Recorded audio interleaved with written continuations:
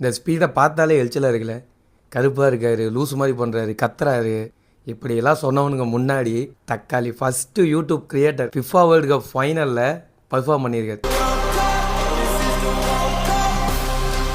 இந்த மாதிரி என்னோட அழகான குரலை டெய்லியும் கேட்கணுன்னா உங்கள் பொண்ணான கையால் அந்த ஃபாலோ பட்டனை தட்டிடுங்க.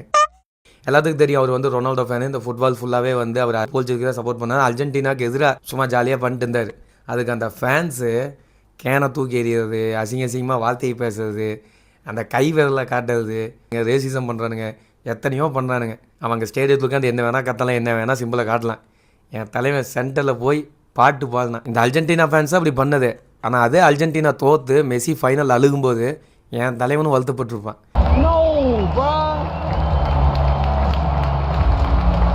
அதெல்லாம் அவனுக்கும் தெரியாது. இந்த ஸ்பீடை பிடிக்காம இருக்கிறவங்களும் நிறைய வகையில் இருக்காங்க. ஒன்று ரேசிசம் பண்ணுறவனுங்க, இன்னொருத்தன் மற்றவனுக்கு பயந்து அவனோட வாழ்க்கையை வாழாமல் இருக்கிறவனுங்க. அந்த மாதிரி இருக்கிறவனுக்குலாம் அவரை பார்த்தா லூஸ் மாதிரி தான் தெரியும். என் கூட இருந்தீங்கன்னா ஸ்ட்ரீமிங் பண்ணாது இது வேஸ்ட்டுன்னு சொன்ன அம்மாவையே விட்டுட்டு வந்து 10 வருஷமாக போராடி இன்றைக்கி இந்த நிலமையில் இருக்கான். 50 மில்லியன் சப்ஸ்கிரைபர்ஸ் அழிச்ச ஃபஸ்ட்டு பிளாக் கிரியேட்டர் என் தலைவன் ஐசோ ஸ்பீடு. இப்போ 59 மில்லியன் கிட்ட வந்துட்டான். உலகத்துலேயே நம்பர் 1 ஸ்ட்ரீமர் தலைவன் தான். அவார்டெல்லாம் வாங்கியிருக்கான். யார் என்ன பண்ணாலும் அந்த நதி ஓடிக்கிட்டே தான் இருக்கும். ஸ்பீடோட ஃபேன்ஸ் யாராச்சும் இருந்தால் மறக்காமல் கமெண்ட் பண்ணுங்கள். டாட்டா.